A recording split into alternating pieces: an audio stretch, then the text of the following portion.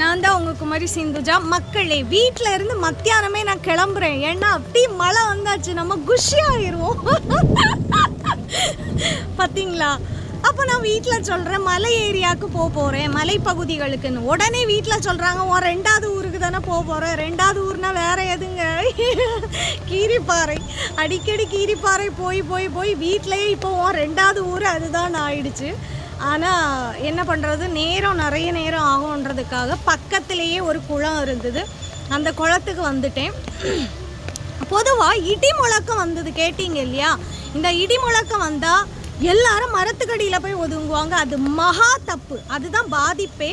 இடி முழக்கம் வந்தால் யாருமே மரத்துக்கடியில் போய் ஒதுங்கக்கூடாது, வீட்டுக்கு போயிடணும். இல்லைன்னா அப்படியா நம்ம அதுக்குள்ளே ஆப்டுக்கிட்டோம் அப்படின்னா, தவிர்க்க முடியாத சூழ்நிலை அமைஞ்சிடுச்சுன்னா நீங்கள்